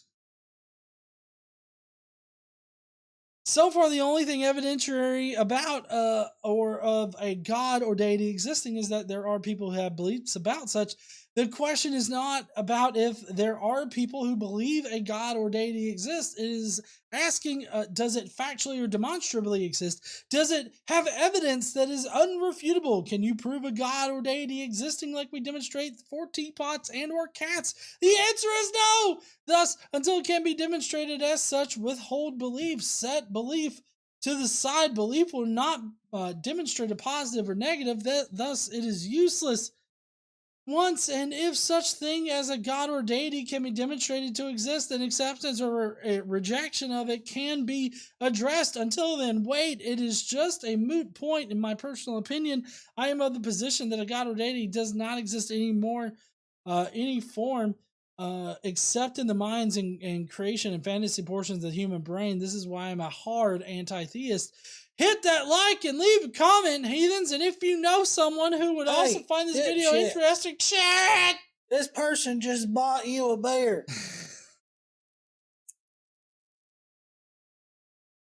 Atheist Drew did a super chat saying, hurry, someone get GE some oxygen. Fuck. And now here's Quentin's. Thank you for being very brief there, Quentin. I mean, there is as much evidence for the flying spaghetti monster as there is for his God. So I don't I don't know that he wants to be mocking it. I feel this guy has a very poor understanding of probability. Don't have much else to say here than this dude understanding is fundamentally flawed. Anyhow, go on and hit that like and share and subscribe button to make the AI overlords look favorably on GE here. I would really appreciate it, guys. That would help me out. Jonathan Hanachak has written a similar dissertation. Thank you so much there, Jonathan.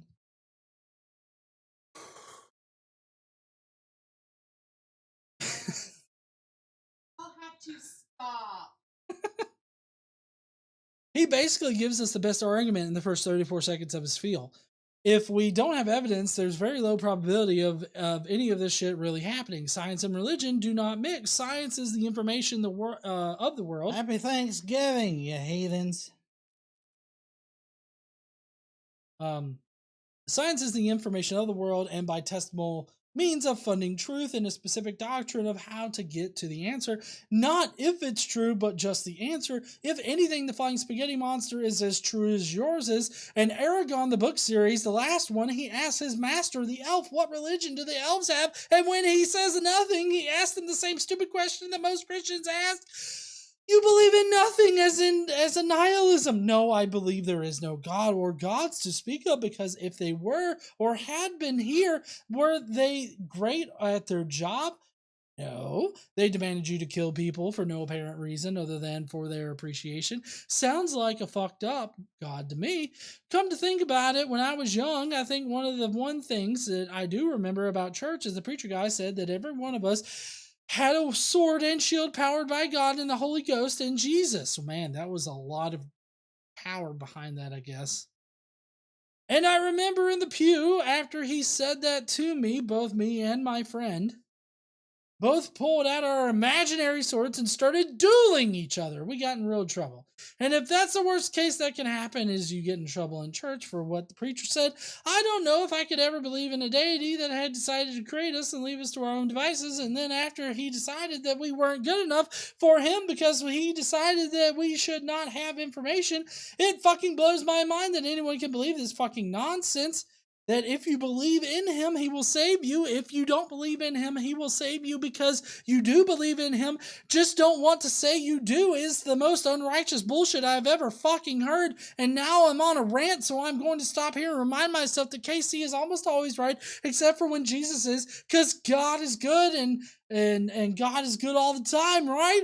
No, with that stupid shit done and said, remember, don't lick the like button, just go smash it, then join us and become part of the Skeptic Mafia member today. You'll be able to help rid some of the bullshit from this world. Hopefully one of these days. Now back to you, John. Except for this PS part. Sorry for the rambling and incoherent bullshit that I spelled. Thank you for your time. Have a good night. Also, another PS edit. Well, we were going over it. I almost fucking forgot. There's actually a 49.5% chance that it would land on heads or tails, and a 1% chance that if you spin the coin just perfectly on a flat surface, it might not fall over. And if it truly was possible to have low possibilities or probabilities, would make your statements invalid on the fact that this is you're incredibly dumb, on the fact that you've never had a coin stop on its edge. I've had 2 in my lifetime so far. One coin flip, one spinning on the table. Go fuck yourself, Doug.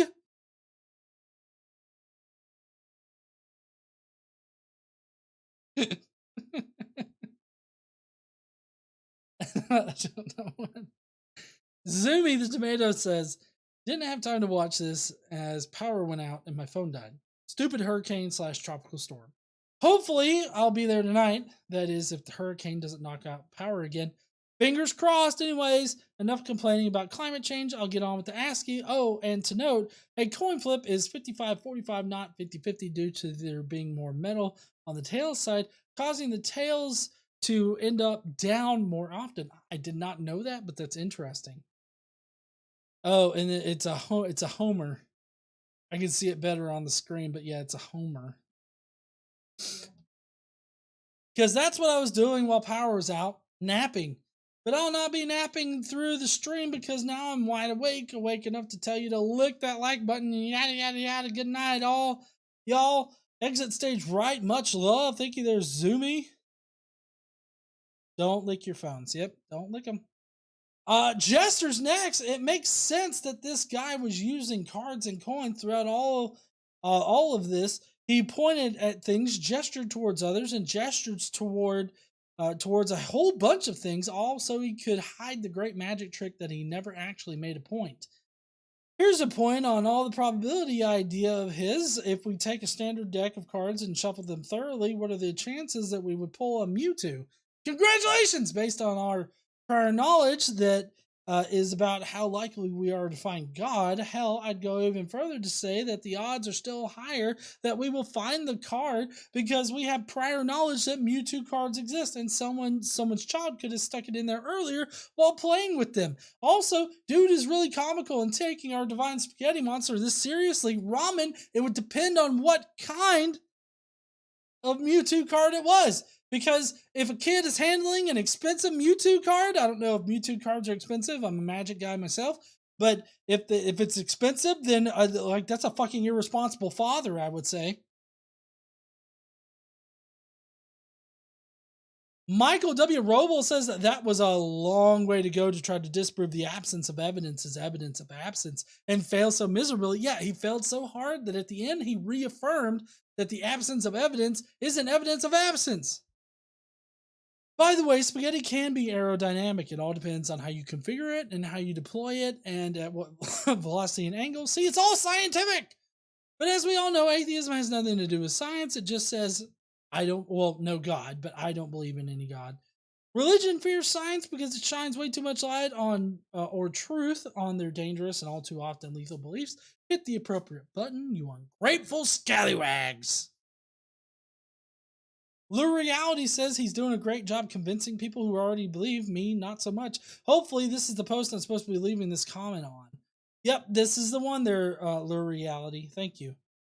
Now we got Jonathan Nickel. I see no link between spinning a coin and proposing a god. At least in this instance, he asserts that the chance of it landing on heads is 50-50. The possibility of a coin toss landing on heads is 50-50. But there is a chance that the possibility of a spinning coin stand on its edge and not drop. For that reason, the odds are not 50-50. But how does this relate to the god claim? If we don't know the odds, that doesn't automatically mean that the probability is low or non-existent. It means that we just don't have sufficient data. Did he offer "we don't know" as an option? What is the probability of his god, and how can he demonstrate that? In the end, though, all he tried to do was to argue against Russell's teapot, a thought experiment, and the flying spaghetti monster, satire, and a more recent version of the former, although Pastafarian's views may differ. Neither of these are atheism. I'm not sure that he even mentioned atheism at all in this clip, although I might have missed a reference somewhere. Well, it would be in Russell's teapot, being that Bertrand Russell is an atheist, so it's kind of tangential to it. It's really just about not believing in his God. That's what the entire thing was about. And it's like, hey, just because we don't have evidence doesn't mean that God don't exist, is kind of what I was getting out of it. He essentially asserts that there is not a zero probability of God. I am not sure how we can determine the odds, though agnostic atheists will not assert that gods are impossible. However, God claims that are self-contradictory or inconsistent with reality can be dismissed out of hand, which would include the Abrahamic God. As a counter to his entire presentation, I invoke Kitchen's razor. That which can be asserted without evidence can be dismissed without evidence. Yes, that's great, and he would definitely use that for everything but his God. Lure Reality commented again, saying, hoping to make it tonight. I hope you did too. I don't know if you made it in the chat there. Darren Wright says, Jesus fuck. What did I just watch? I feel like this dude destroyed his own argument, so not much to say in response. And he is a pastor, or was that just a horrible Carrot Top impersonation? Magic with coins and cards and flying teapots. Wow. His entire congregation didn't get up and walk out as atheists, and they truly are a bunch of lemmings. Also, how dare he take the name of the flying spaghetti monster in vain? That's blasphemy, obviously. Why aren't spaghetti noodles aerodynamic? He doesn't even know. Okay, I said way more than I thought I was about to. The main reason I am here is to pimp the Skeptic Mafia. Join people, please. It's awesome, and some of your money goes to killing baby sealers. Sorry, read that the wrong way. Read that way wrong. Some of you heathen center money goes to some awesome charities to help trans kids or LGBTQ plus kids and many other amazing charities. Okay, I'm out. GE and KC still waiting to be able to buy that whale peen neck pillow. I mean, I feel like I would buy a whale peen neck pillow. Daniel M wanted an encore of Metalhead's comment, so... Billy says, hello, GE, hello, KC. Yep, I'm all ready for the show, so I missed it. I had paid bills. Okay. Clyde says, this guy is incoherent. I agree, and that's actually it. And there were none held for review, right? Thank Jesus. Anyways, that's going to be it for the show tonight. I hope that you guys enjoyed it. I hope all of the Skeptic Mafia appreciated their comments being read out at blazing fast speeds. I think that's the fastest I've ever read like comments before. So, but anyways, next week we're gonna have a kind of a weird week because technically I'm supposed to be on a business trip, although I guess we'll just have to see. But I'm supposed to be on a business trip next week, so may or may not get out the videos that I have recorded, but they're going to be videos concerning YouTube Shorts. They're not YouTube Shorts, but they're concerning YouTube Shorts. So I guess we'll just have to see how that turns out for me next week. But in any case, really appreciate everybody joining me tonight. All of the super chats that we got. You guys are awesome. I appreciate y'all so much. And I guess we will see you heathens next week, more than likely. I'll see you heathens later. Don't forget to stand up, use your voice, and bye, heathens. I got so caught up. Anyways, I'll see y'all later.